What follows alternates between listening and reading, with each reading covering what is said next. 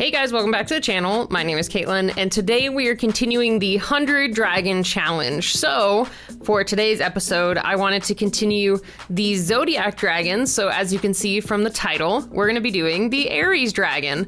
So, I really want to chunk through some of these Zodiac Dragons, so we might do another one next week. I know that last week we did the Capricorn, and we have quite a few more to go, so I wanted to chunk through these. So I thought, next Zodiac Dragon, let's just do it for the next episode.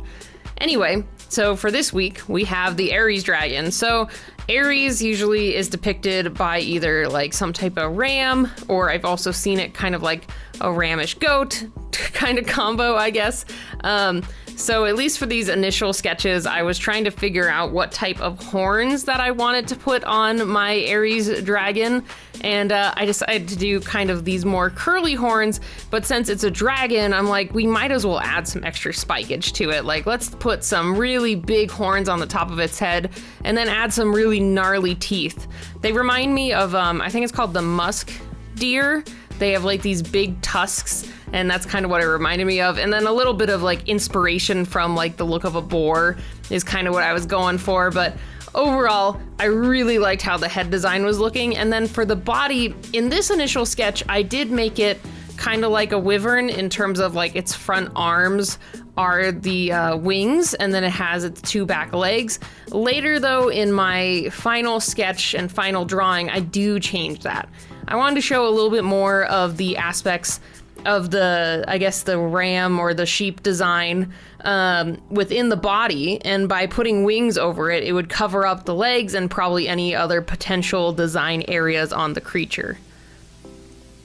So, also, preface, I completely forgot to press record when I started the sketching. So, as you can see, we already jumped to basically a finished sketch because I don't know what happened to my brain, but I totally forgot to press start recording when I did the first beginning part of this.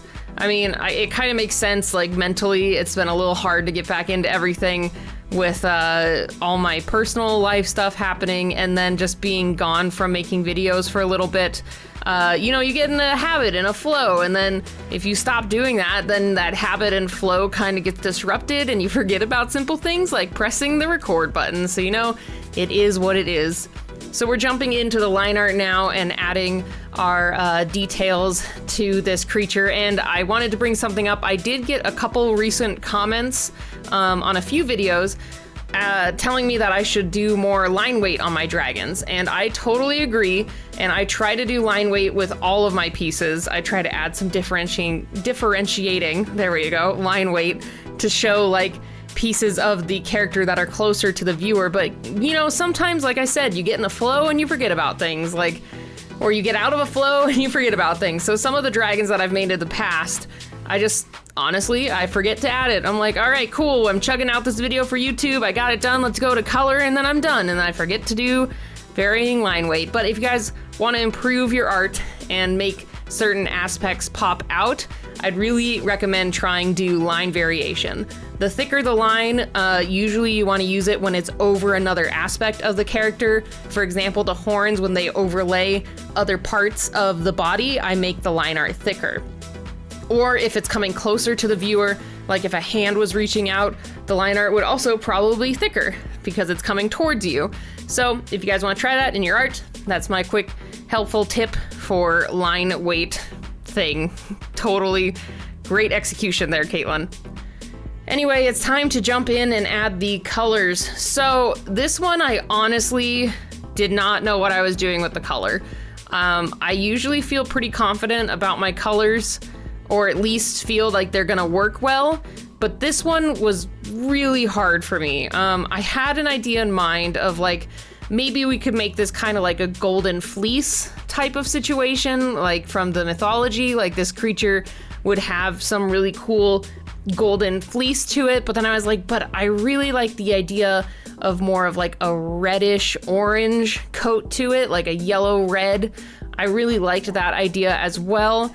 And so it was kind of hard to know what to do. So I just kind of jumped in and dedicated to what felt right off the bat.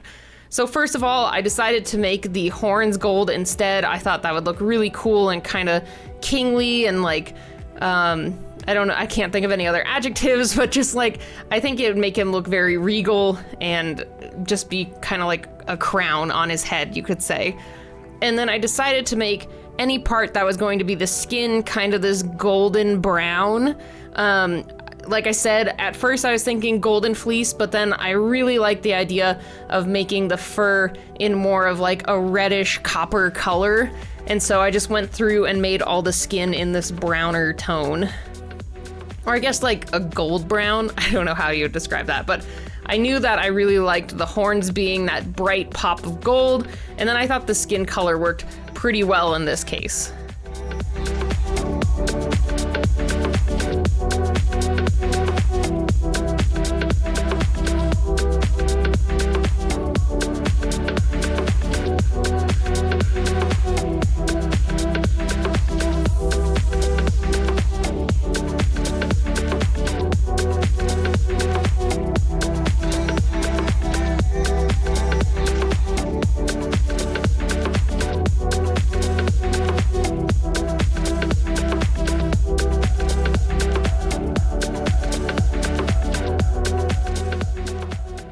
So with the legs and the skin color done, it was time to jump into that fleece coat. So I first started with kind of a goldish yellow, or not really goldish yellow. I guess it's like a darker red yellow. I'm really bad at describing colors today, apparently.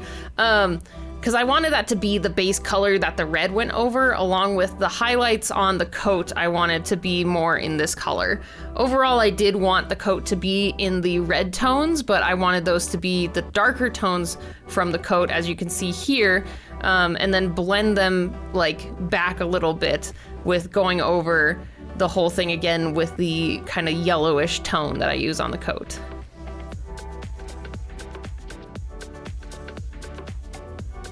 Thinking back, I don't have any particular inspiration that I can think of why I felt the reddish coat would work. It's like a red gold coat, so I kind of combined the goldish coat from like the mythology that I was drawing from, but I really liked the aspect of the red for the deeper colors, and same when I add it to the wings. Like, I can't say that it's from like a certain mythology or I had a very particular thought process behind picking the red, but it just felt right, you know? Sometimes you're just like, this is a really random color combination, but I like it and it's working pretty well, so that's kind of what I went with.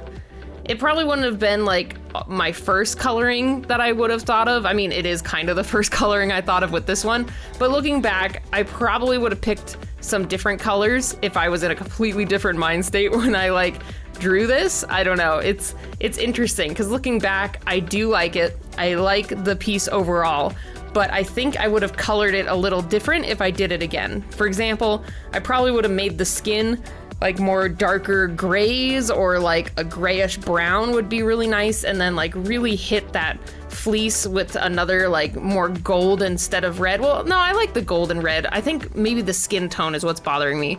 Is like if I push that back more and maybe didn't make it the same color as everything else, I would like this more.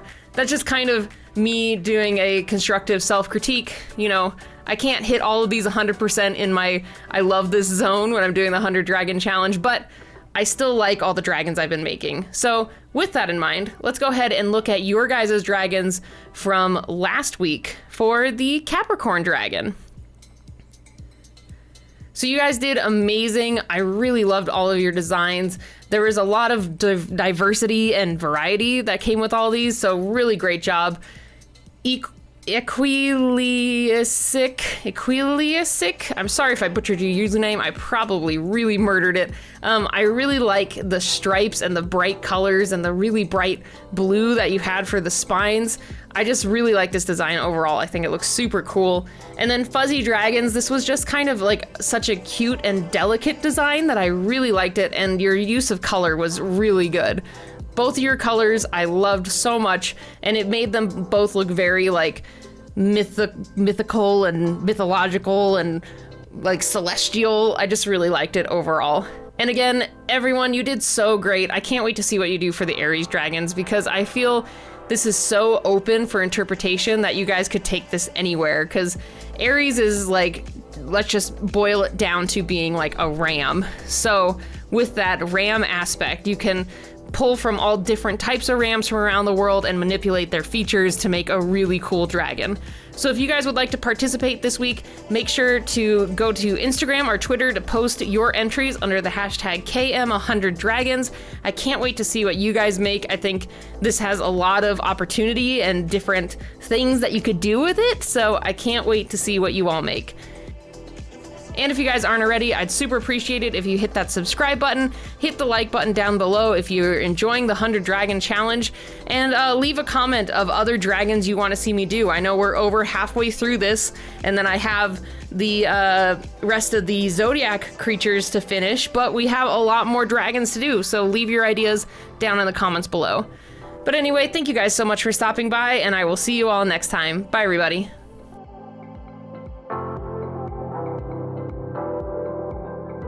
If it was all